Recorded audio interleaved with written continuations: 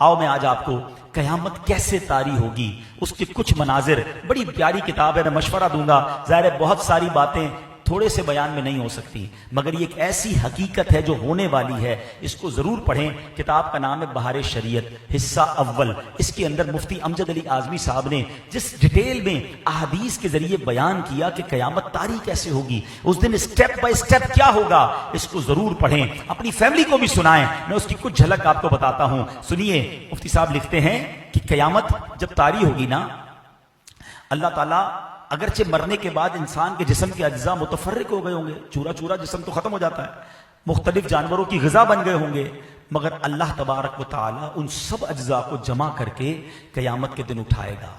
हशर सिर्फ रूह का नहीं है, याद रखिएगा, रूह और जिस्म दोनों का है। ऐसा नहीं कि सिर्फ रूहें उठेंगी, बल्कि जिस्म भी पूरे बनकर उठेंगे। कयामत के दिन लोग अपनी कब्रों से बेलिबास नंगे पांव उठेंगे। कोई पैदल होगा, कोई सवार होगा, बास तन्हा सवार होंगे और किसी की सवारी पर 2-2, 3-3, 4-4 अफराद होंगे, किसी पर 10 होंगे। काफिर मुंह के बल चलता हुआ महशर के मैदान में आएगा, किसी को मलाइका घसीट कर ले जाएंगे और किसी को आग जमा करेगी। ये मैदान महशर कहां होगा? ये मुल्क शाम की सरजमीन पर होगा। जमीन कैसी हमवार होगी, कैसी प्लेन होगी कि फरमाया राई का दाना गिर जाए तो दूसरे किनारे से भी नजर आएगा। इतनी इक्वल सरफेस होगी कयामत के दिन। जमीन मिट्टी की नहीं, अहदीस में आता है जमीन तांबे की होगी। आफताब, सूरज 1 मील के फासले पे होगा। आज करोड़ों मील दूर है, हम जून जुलाई की गर्मी बर्दाश्त नहीं कर सकते। डे ऑफ जजमेंट 1 मील पर सूरज होगा।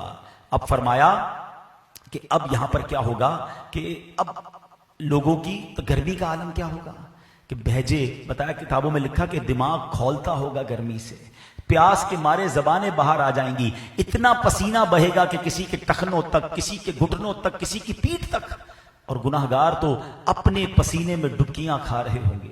और इसी तकलीफ में मेरे प्यारे इस्लामी भाइयों कई दिन गुजर जाएंगे। फिर इसके बाद लोग कहेंगे कुछ भी हो, हमारा हिसाब तो शुरू हो। और अब ये आपस में मशवरा करेंगे, कई कई साल इस तरह गुजर जाएंगे। अब मशवरा करेंगे कहां जाएं, किससे बात करें। अब ये अहले महशर आपस में मशवरा करेंगे कि हजरत आदम तो सबके बाप है ना, अबुल बशर हैं, चलो आदम के पास चलते हैं। अहले महशर मिलकर हजरत आदम अलैहिस्सलाम के पास जाएंगे। पहले हजरत आदम के फजाइल बयान करेंगे कि आप अबुल बशर हैं, दुनिया में सबसे पहले आप तशरीफ लाए, मर्तबा नबूवत से अल्लाह ने सबसे पहले दुनिया में आपको सरफराज फरमाया। हुजूर आज करम कीजिए, इस मुसीबत से नजात दिलाइए, अल्लाह की बारगाह में सिफारिश कीजिए। हजरत आदम अलैहिस्सलाम कहेंगे कि आज मैं तुम्हारी कोई मदद नहीं कर सकता, मुझे तो खुद अपनी जान की फिक्र है।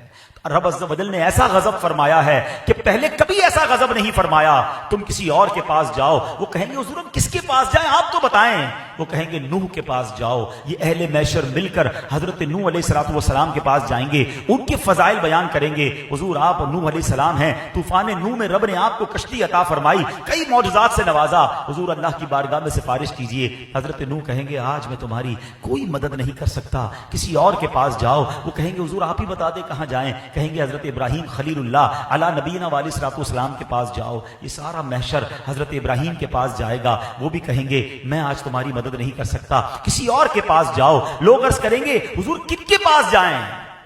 हजरत इब्राहीम क्या कहेंगे?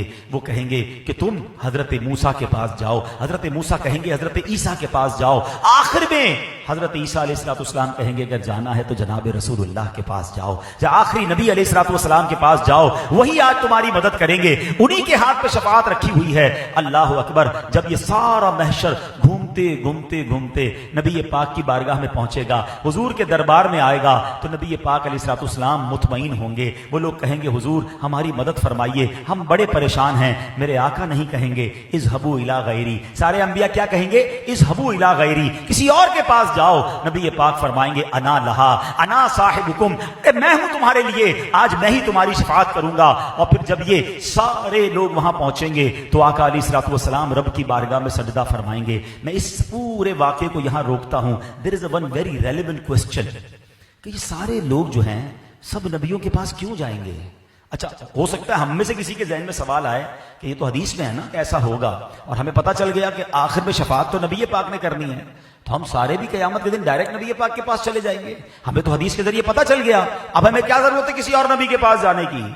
لیکن علماء کہتے ہیں ہوگا ایسا نہیں، ہمیں معلوم ضرور ہے، مگر محشر کے دن سب بھول جائیں گے، سب حضرت آدم کے پاس جائیں گے، اسی طرح یہ سارا معاملہ ہوگا۔ اور اس کی وجہ ہے، اس کی وجہ کیا ہے؟ امام عشق و محبت اعلیٰ حضرت کہتے ہیں نا، خلیل و نجی مسیح و صفی سبھی سے کہیں بھی بنی، سب کے پاس گئے نا، بات بنی کہ نہیں بنی؟ خلیل و نجی مسیح و صفی سبھی سے کہیں بھی بنی، یہ بے خبری کہ خلق پھری کہاں سے کہاں تمہارے لیے۔ اللہ اکبر! یہ محشر میں تمام لوگوں کا یہ موومنٹ کرنا، کیونکہ ایمان والے بھی ہوں گے بے ایمان بھی ہوں گے، ان سب کو یہ بتانا مقصود ہے کہ آج کے دن میرے محبوب کی بات سنی جائے گی، شفاعت کا رتبہ انہیں عطا کیا گیا ہے، مقام محمود کے مرتبے پر انہیں فائز کیا گیا ہے۔ اب جب یہ سارے لوگ نبی پاک کی بارگاہ میں پہنچیں گے، اللہ اکبر، ہمارے آقا اس دن بھی امت کو مایوس نہیں کریں گے، سجدہ فرمائیں گے، اللہ کی بارگاہ میں امت کے لیے التجا پیش کریں گے۔ سنو رب کی طرف سے کیا ارشاد ہوگا، حدیث کی کتابوں میں یہ الفاظ موجود، یا محمد ارفع راسک وقل تسمع وسل تعطى واشفع تشفع، اے محبوب اپنا سر اٹھائیے، آپ کہیے آپ کی بات سنی جائے گی، مانگیے جو مانگیں گے دیا جائے گا، آپ شفاعت کیجیے آپ کی شفاعت مقبول ہے۔ اور اب نبی پاک علیہ الصلوۃ والسلام شفاعت فرمائیں گے۔ اب سنتے جائیے شفاعت کیسے ہوگی، اللہ کے حبیب علیہ الصلوۃ والسلام شفاعت والے دن کیا کریں گے۔ اللہ اکبر! نبی پاک کے پاس پہلے تو ایک جھنڈا ہوگا۔ جنہوں نے حج کیا ہے نا وہ ذرا میری بات جلدی سمجھیں گے، 30-35 لاکھ 25 لاکھ جب حج پہ لوگ ہوتے تھے تو پنجابی میں وہ کہتے ہیں نا، لگ پتا جاتا ہے رش کہتے کس کو ہیں، 25-30 لاکھ میں اتنا رش۔ اور آپ نے دیکھا ہوگا کہ خیموں کو آئیڈینٹیفائی کرنے کے لیے بڑے بڑے بینر لگائے جاتے ہیں، بلون بڑے بڑے ہوتے ہیں کہ یار یہ یلو کلر کا بلون ہے نا، یہاں جنوب ایشیا والے ادھر ہی اپنا خیمہ ہوگا، کیونکہ جب کراؤڈ زیادہ ہو تو جھنڈا یا بلون اونچا لگانا پڑتا ہے۔ 25-30 لاکھ لوگوں میں یہ حال ہے، جب اربوں لوگ ہوں گے، آپ نے امیجن کیا قیامت کے دن کتنے لوگ ہوں گے؟ 8 ارب تو ابھی دنیا میں لوگ ہیں نا، اور کب سے لوگ آ رہے ہیں، اور قیامت تک کتنے ہوں گے؟ یہ سارے محشر کے میدان میں ہوں گے، مسلمان غیر مسلمان سارے۔ اٹ مینس اگر ہم ایک امیجنیشن کر لیں کہ 50 ارب لوگ ہوں گے قیامت میں، 50 ارب کا کراؤڈ، اچھا ہم نبی پاک کو کیسے ڈھونڈیں گے؟ ابھی تو 25-30 لاکھ میں عرفات میں جو کھو جاتا ہے وہ اپنا خیمہ نہیں ڈھونڈ سکتا، اب اربوں خربوں لوگوں میں میں اپنے آقا کو کیسے ڈھونڈوں گا؟ سبحان اللہ! اب کیا خوبصورت انتظام کیا کہ حدیث میں آتا ہے میرے آقا فرماتے ہیں مجھے لواء الحمد عطا کیا جائے گا، مجھے ایک پرچم عطا کیا جائے گا۔ وہ پرچم کتنا بڑا ہوگا؟ فرمایا اس پرچم کی لمبائی کئی ہزار سال تک، اگر گھڑ سوار گھوڑا دوڑاتا رہے تو اتنا لمبا وہ پرچم ہوگا۔